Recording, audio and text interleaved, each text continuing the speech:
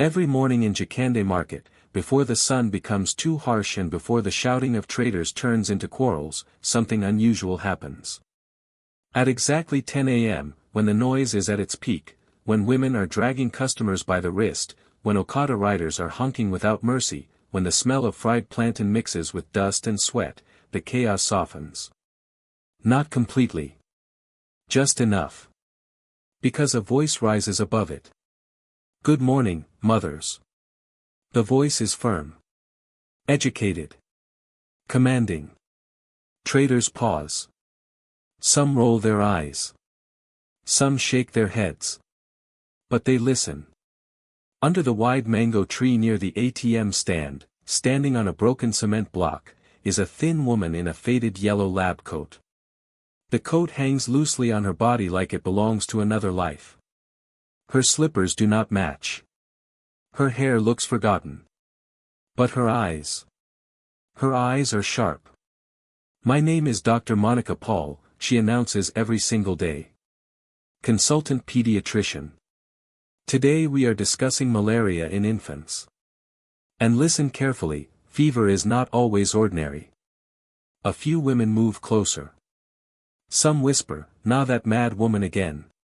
Children sit at her feet, staring up at her like she is telling a bedtime story instead of giving medical advice. She speaks about breastfeeding. About clean water. About the danger of self-medication. She speaks like someone who has held newborn babies in her hands. She speaks like someone who once had a future. Then, after almost an hour, she stops. She scans the crowd like a lecturer waiting for questions. Silence. And she nods. Class dismissed. Some people laugh. Some clap quietly. She steps down from the cement block and walks back to the mango tree. There, she sits on the bare ground, pulls her knees to her chest, and begins to whisper to herself. Sometimes she argues with the air. Sometimes she cries. Sometimes she says softly, "I told you not to touch my child." The market people call her Mad Monica. But there is something about her. Madness that does not look empty. One afternoon, a small boy brought his sick sister to her. The girl was shaking with fever.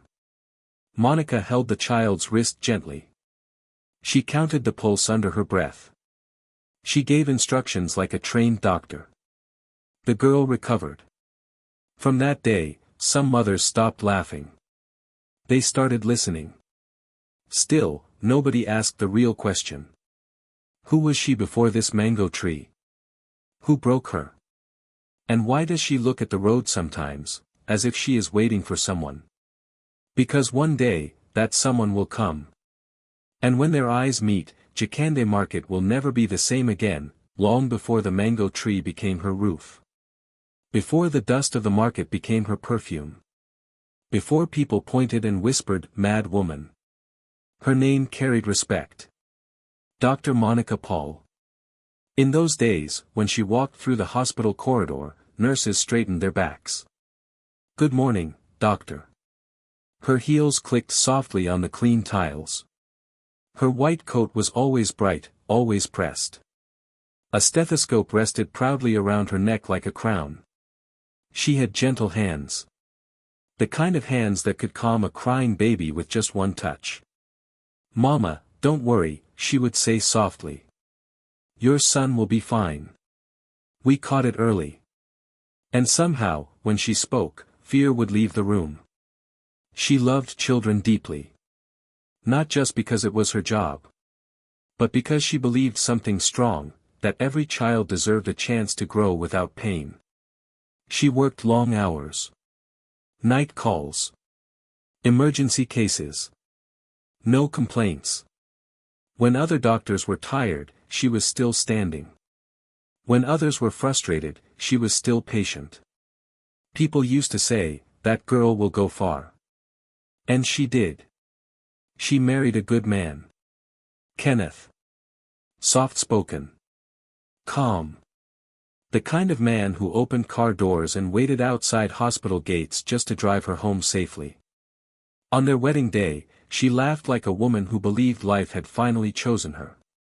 "You see," she told her best friend Joy, hugging her tightly. "God has been faithful." Joy smiled wide. Too wide. "You deserve it," Joy whispered. Monica believed her. Their home was peaceful. Warm. Filled with hope. They talked about baby names at night. They argued playfully about who the child would resemble. When Monica found out she was pregnant, she cried. Not small tears. Deep tears. She placed Kenneth's hand on her stomach and said, "We are going to be parents." Kenneth lifted her in the air and spun her around like a child. That house was full of laughter. Full of plans. Full of tomorrow. At work, her reputation grew stronger. Mothers requested her by name. Students followed her during rounds, writing down her words carefully. She was admired. Respected. Blessed. But sometimes, blessings shine too bright. And when something shines too bright, it can hurt the eyes of the person standing beside it. Monica did not know that while she was building a life of light, a shadow was quietly growing close to her. A shadow that had been walking beside her since childhood. A shadow that smiled when she smiled. A shadow named Joy.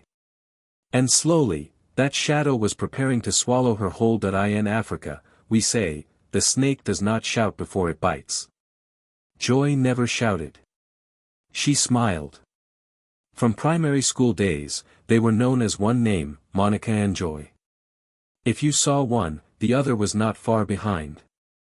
They shared lunch. They shared secrets. They shared dreams whispered under dim hostile lights. When Monica passed her exams with flying colors, Joy clapped the loudest. "That is my sister," she would say proudly. And Monica believed every word. Even when Monica entered medical school and Joy went to nursing school, their bond did not break. Joy visited often. They cooked together in small kitchens. They laughed over burnt rice and cheap noodles. When Monica met Kenneth, Joy was the first to hear the full story. "He is kind," Monica said one evening, smiling like a teenager. "He listens to me." Joy nodded slowly. "Kind men are rare. Keep him." Her voice was warm. Her smile wide. But something small had started to change. It began with questions. "So, are you happier now than before?" Joy asked one morning while slicing onions in Monica's kitchen. Monica laughed. "Joy, what kind of question is that? Just answer." "Yes, I'm happy." Joy nodded. "Must be nice." That was the first time Monica felt something cold inside a warm conversation. After the wedding, the comments grew sharper, but still soft enough to hide. "You are always winning, Monica. You don't even struggle like the rest of us. God really has favorites." She would laugh after saying these things. But her eyes did not laugh. At gatherings, Joy would hold Monica's hand tightly. Too tightly. If someone praised Monica, Joy's lips would stretch into a smile, but her fingers would press hard into her palm. Comparison became her silent companion. Monica had the better job. The bigger house. The loving husband. The pregnancy everyone celebrated. And Joy went home alone. At night, Joy lay awake staring at her ceiling fan. "Why her?" she whispered to the darkness. "I prayed too." Envy does not arrive like thunder. It arrives like a whisper. It tells you lies that sound like truth. It says, "You deserve more." It says, "Life has cheated you." It says, "Take back what should have been yours." One evening, while sitting in Monica's living room, Joy looked around slowly. New curtains. Framed wedding photos. Soft music playing in the background. Monica walked in with a tray of juice. Joy accepted the glass and smiled. But inside her heart, something had already made a decision. And from that moment, she was no longer just a friend. She was a woman measuring another woman's blessings. And the snake had begun to move. There is a kind of darkness that does not knock. It waits for the door to be opened by trust. Joy did not wake up one morning. That was all. She stared at the glass afterward, her heart pounding so loudly she thought someone would hear it. Kenneth drank it without suspicion. Joy smiled through dinner. But that night, as she lay in her bed, she felt no victory. Only silence. And somewhere far away, something had already begun to shift. Within weeks, Monica started feeling strange. Her thoughts blurred. Her sleep disappeared. She would forget simple things. One afternoon at work, she stopped mid-sentence during a consultation. Her vision swam. The next day, she collapsed. Then came the bleeding. The hospital lights were too bright. Too cold. When she woke up, her baby was gone. And Kenneth. Kenneth's eyes were no longer the same. He looked at her like a stranger trying to remember a dream. Monica's world did not shatter in one explosion. It cracked. Quietly. Slowly. Until one day, she found herself standing in the middle of a busy road, shouting at the air. And she did not know why. Darkness had entered quietly. And it was only beginning to do its work. The first day she stood in the market, people thought it was temporary. Dr. Monica, one woman whispered. What is she doing here? But days turned into weeks. Weeks turned into months. And slowly, the city forgot who she used to be. Kenneth stopped visiting. At first, he came with confusion in his eyes. He would stand far away, watching her speak to invisible people. Monica, please come home, he once said softly. She looked at him like she was searching for his face inside fog. Do I know you? She asked. Something inside him closed that day. And after that, he stopped coming. The hospital replaced her quietly. Her office nameplate was removed. Her files were packed into a small brown carton. Life moved on without her. But she did not die. She wandered. Some days she slept near a church gate. Some nights under the mango tree in Jakande market. Children followed her, laughing. Mad woman. Mad woman. Some threw small stones. She never fought back. She would only shout medical terms into the air. High fever is dangerous. Do not give a newborn herbal mixtures. The traders shook their heads. This one studied too much, someone would say. But something strange happened over time. Despite the torn slippers. Despite the rough hair. Despite the whispers. Her knowledge never left her. When a baby convulsed one afternoon, she pushed through the crowd. Turn the child sideways, she commanded. Her voice was strong. Clear. People obeyed without thinking. The child survived.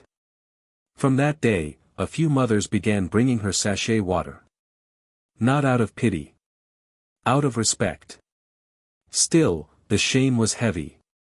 At night, when the market closed and silence replaced noise, she would sit alone under the mango tree. She would hug her knees and rock gently. I told you not to touch my child, she would whisper. Sometimes she sang lullabies. Songs meant for a baby who never got the chance to breathe. 10 years passed like this. 10 rainy seasons. 10 harmattan winds. The world labeled her mad. But deep inside her broken mind, a small light refused to go out. She always looked at the road around noon. Always. As if she was waiting. As if her heart remembered something her mind could not. And one afternoon, after 10 long years of dust and humiliation, the road finally brought what she had been waiting for. That afternoon, the sun was hot and stubborn. Traffic was heavy near the market entrance. Yellow buses blocked the road.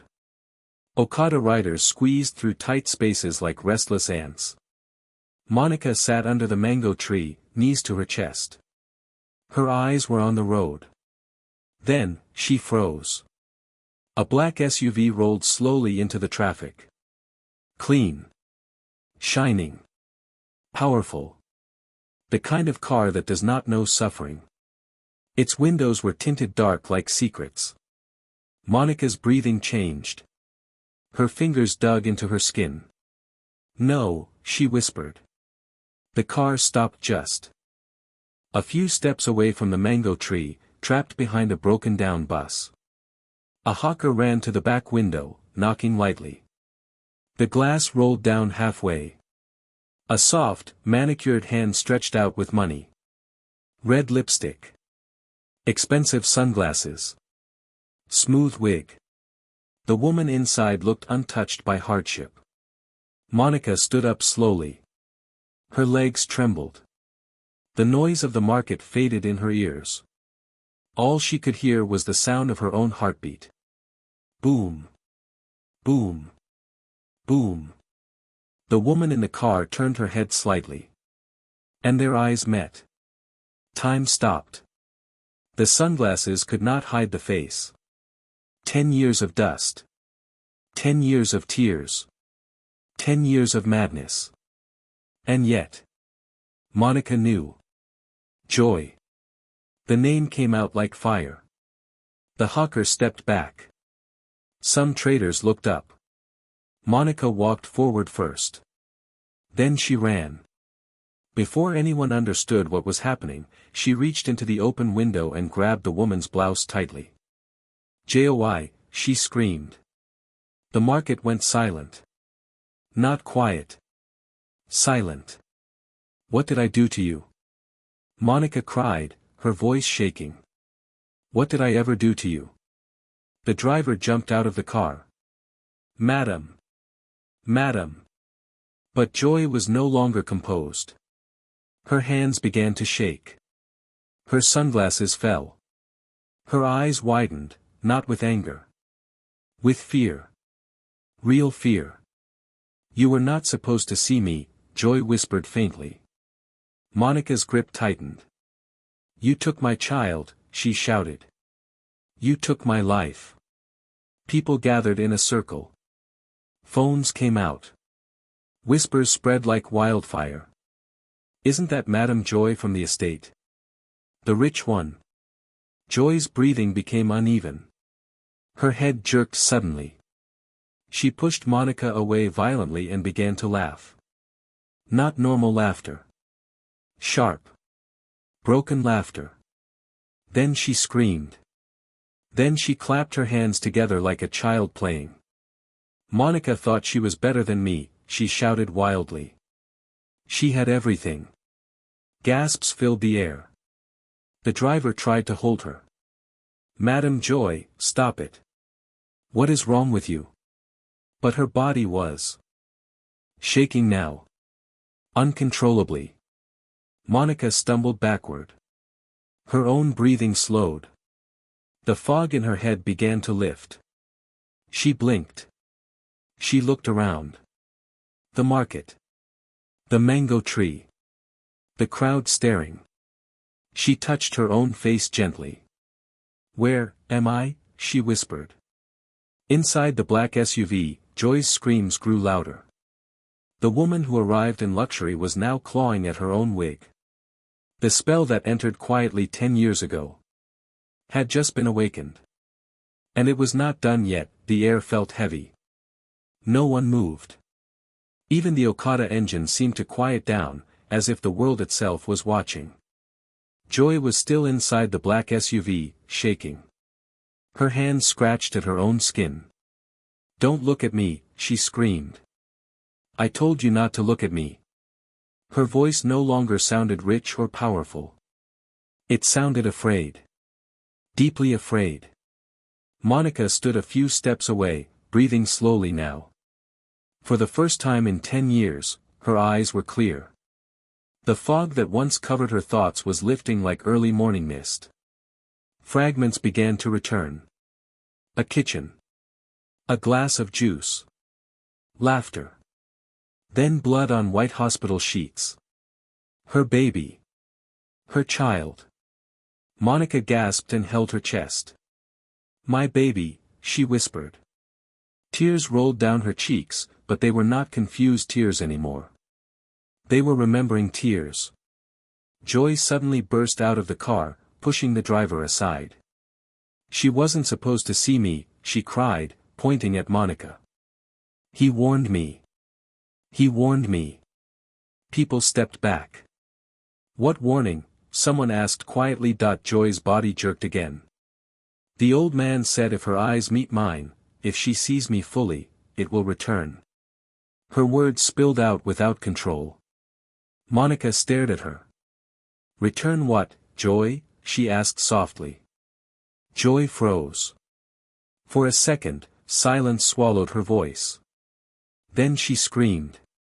The madness. The emptiness. It was never mine.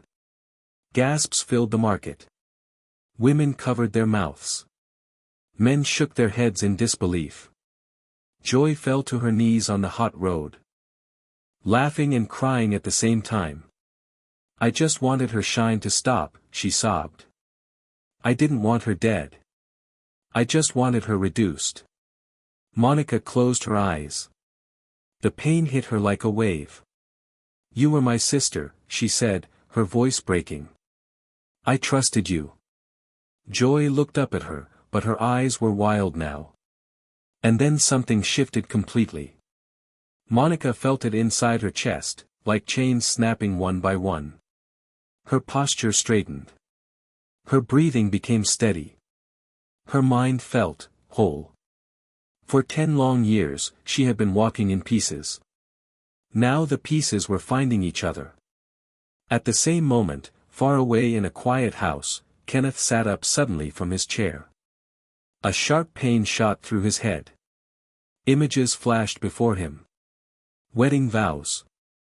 A smiling bride. A hospital corridor. Monica, he whispered. Back at the market, Joy's screams grew weaker. Her strength was fading. The power she borrowed was leaving her. Monica stepped back slowly.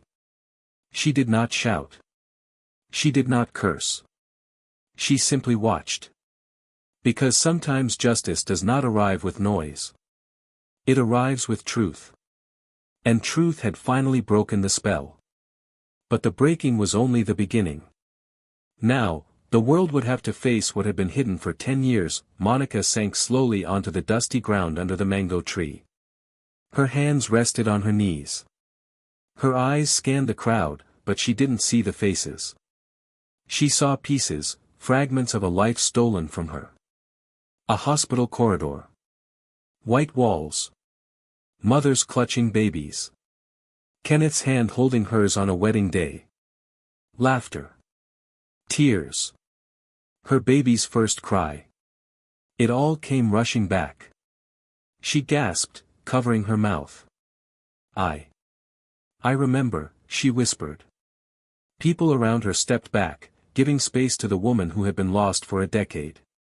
Her lips trembled. Everything they took from me. Joy, you. Joy trembled beside the SUV. Her voice soft now, broken. I just wanted. I wanted. Monica's eyes softened, though. The fire in them remained. You were my sister, she said slowly. I trusted you. I loved you. And still. I forgive you. But you cannot touch my life again. Joy sank to the ground, silent this time, realizing the weight of what she had done. Meanwhile, far away, Kenneth stood frozen in his home. The headache that had been pressing on his head eased. Images of Monica returned, her voice, her laughter, the warmth of her hand in his. He whispered to himself, choking back tears, Monica. And in that moment, the world righted itself. Monica looked around the market, the hawkers, the children, the traders who had seen her rise and fall. A small smile appeared. She was home. Her memories, her mind, her spirit, returned. But as the sun began to set, painting the sky in shades of gold and crimson, Monica knew one thing. Life had given her back her truth. And now, it was time to reclaim her tomorrow. The mango tree swayed gently in the evening breeze, holding the promise of healing, of hope, and of justice finally done. Monica rose slowly from the dusty ground. Her body ached from years of wandering, from years of shame. But her eyes, oh, her eyes shone like a river reflecting the morning sun. She walked past the crowd of onlookers, her head held high. No one dared speak. They knew they were witnessing something sacred, a soul returned. Joy remained on the road, silent now, broken by the weight of her choices. Monica's voice cut through the quiet, soft but unwavering. This market, this city, this life. I have not lost it. It was only hidden. And now, it is mine again. She touched her stomach gently, feeling the life that had survived the darkest years. Kenneth, who had finally arrived at the market after hearing the whispers of what was unfolding, ran to her side. His hands trembled as he held hers. "Monica, you're here. You're really here," he whispered, tears streaming down his face. Monica smiled through her own tears. "Yes," she said. Softly. "I am here. And nothing, no envy, no magic, no betrayal, can take this from me again." She turned to the people around her, the mothers, the children, the traders. "Listen to me," she said. "Truth matters. Love matters. Protect your spirit. Protect your life from those who wish to dim your light." The market seemed to breathe with her words. Even the sun paused, hanging low in the sky, golden and forgiving. Joy finally lifted her head. I am sorry," she whispered. Monica's eyes softened, but her voice remained strong. Repentance alone cannot return what was stolen. But it can teach you, not to steal again. And with that, Monica took Kenneth's hand and walked away from the black SUV, away from the pain, away from the betrayal. The people of Jakande Market watched silently as the woman who had been lost returned fully to herself. The mango tree swayed gently above them, leaves rustling as if applauding her resilience. The years of public shame, of wandering, of whispered cruelty, were over. What had been taken was restored. Her mind, her heart, her spirit, her family, all reclaimed. And for the first time in a decade, Monica felt whole. Tomorrow awaited her, bright, unbroken, and full of promise. The sun dipped low, spilling gold across Jakande Market. Monica sat under the mango tree, the one that had witnessed her fall and her rise. Her hands rested on her lap, her eyes distant, but calm. "Envy," she said softly to herself, "is a quiet thief. It does not shout. It waits in smiles. It waits in silence." She looked at the traders around her, at the mothers holding their babies, at the children playing among fruit stands. "Sometimes," she whispered, "those we call family, those we trust the most, can harbor whispers that steal your joy." Her voice grew firmer, carrying through the market square. "Listen to your heart. Watch the signs. Protect your spirit even from those you love." She paused, letting her words settle like gentle rain. Distance is not hatred. It is sometimes survival. Boundaries are not betrayal. They are courage. People leaned closer, some nodding, some wiping tears they hadn't realized fell. Monica smiled faintly, a smile of someone who had walked through darkness and returned whole. Do not let another person's jealousy or spite dictate your life. Live boldly. Love wisely. Keep your mind and heart guarded, but never hardened. The market hushed. Even the wind seemed to pause, carrying her voice across the stalls. Envy whispers. But truth, love, and courage shout. Protect what is yours. Protect who you are.